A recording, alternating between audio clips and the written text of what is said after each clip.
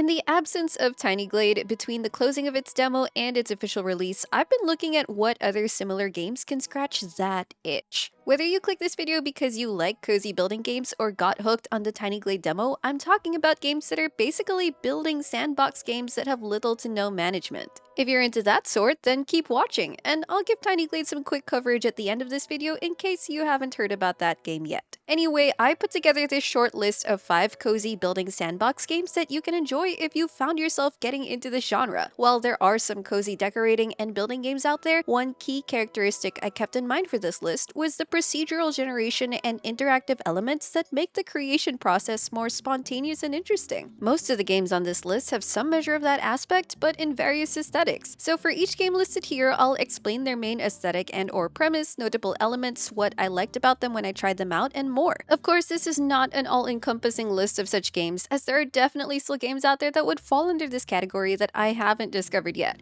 If you know of more, feel free to mention them down in the comments, or maybe start your own search as well. With that said, welcome everyone, it's Sevy, and on this channel I check out city builder, simulation, cozy games, and more. So hit the subscribe button if you're interested in exploring those with me, and let's begin.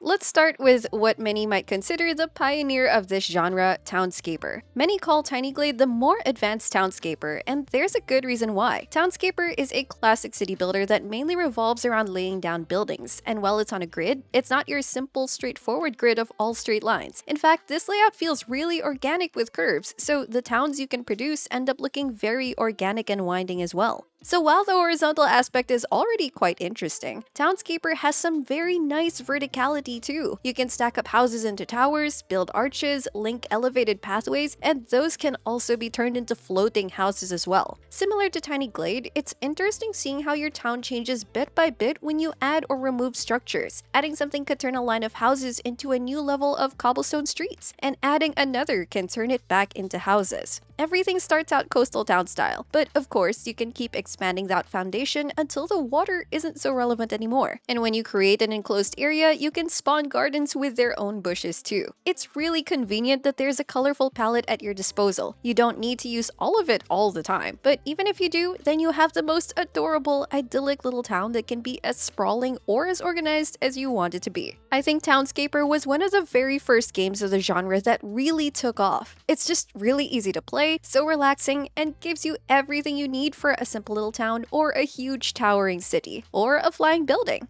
Townscaper also comes in a huge variety of platforms, so if you want to play this little classic, just choose whichever platform is the most convenient for you.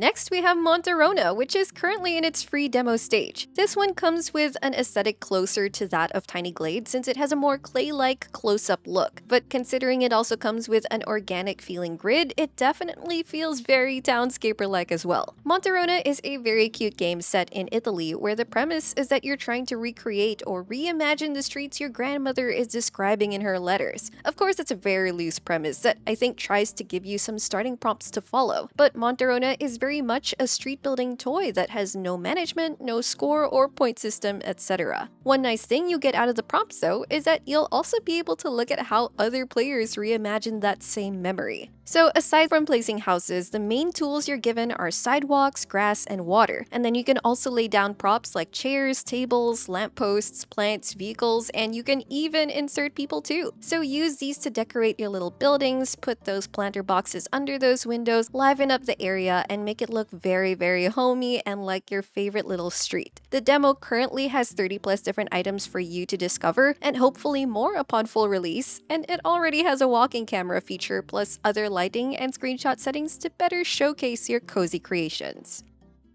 Our next feature game is Dystopika. This game has the similar procedural generation mechanics of Tiny Glade and Townscaper, but of a completely different vibe. Dystopika is dark, futuristic, and cool. While this doesn't have a pointer management system, as I was playing it, I found a nice path of progression in how you slowly unlock certain props and decor. Anyway, your main tool is a building, and you can click to randomize which building you're putting down next. You've got a blank canvas of a dark city that's subtly lit up, and your buildings will bring this city's futuristic skyline to a new level. While the buildings in themselves have some interesting variety, my favorite part is pulling them up and enlarging them to see how it changes the overall cityscape. This is also how I end up unlocking some decorations like a hologram, neon lights, helipads, and so on. I also find their light brush tool really cool. Since the game itself is so dark, being more deliberate about your light placement can add some nice character to your city. They also have a very lovely screenshot tool with lots of control over the lighting and hues, fog density, and more, so you can bring in whatever tone or mood or lighting you want to showcase the exact vibe you want with your Dystopika city. So if you're looking for a sandbox game that isn't your typical cozy aesthetic, this can be a very nice pickup and can actually surprise you even if you are used to that pretty cozy aesthetic. I know it surprised me for sure.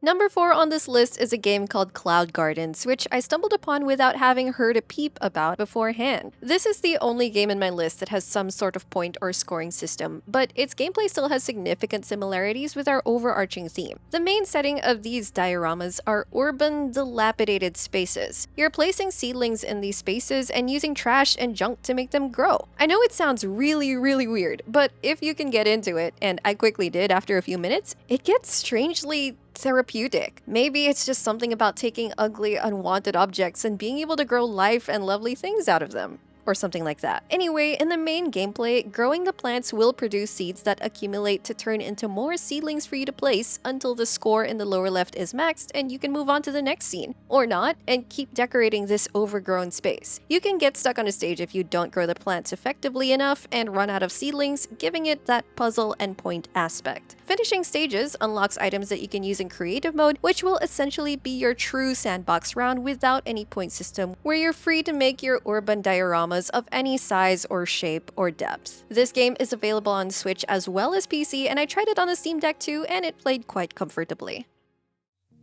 Now, the 5th item on this list is Summerhouse. This is another cozy building game which takes on a 2D pixel art style. You're given 4 different sceneries to choose from and lots of blocks and textures at your disposal. Despite everything being in 2D, the game does give you some flexibility with depth by moving items forward and backward, but you can't, for example, rotate your camera like in the previous 3D games. By contrast, Summerhouse doesn't have much of the procedural generation elements and interactions, but you can discover and unlock new blocks depending on where you place the base ones. For example, after my grass placement, I unlocked grass with chickens, which is a nice way to liven up the environment. Anyway, what I really appreciate about Summerhouse is a variety of vibes and aesthetics you can put together. There are brick textures, iron sheet roofing textures, monoblock chairs, billboards, vending machines, big glass windows, and even air conditioning units and more. So basically, you can make your summer houses feel a bit old and run down in the city, or like a large shiny villa with fun gardening and some yard furniture. There's so much flexibility here that you can just put your creativity to the test and see what gives you the comfiest summer house vibe.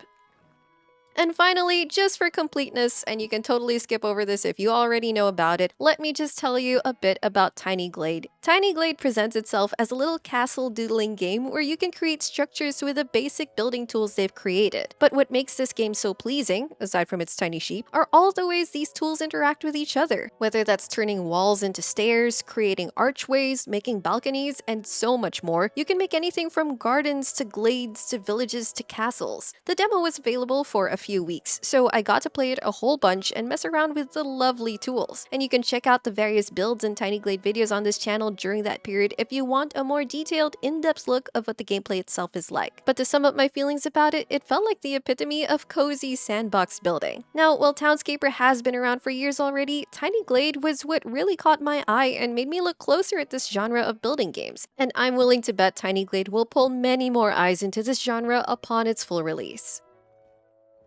Anyway, that's all for this cozy building game list. Let me know in the comments which games caught your eye and which you might even want to try out. If you enjoyed this video, don't forget to leave a like, subscribe to my channel for more cozy gaming, and I will see you all soon.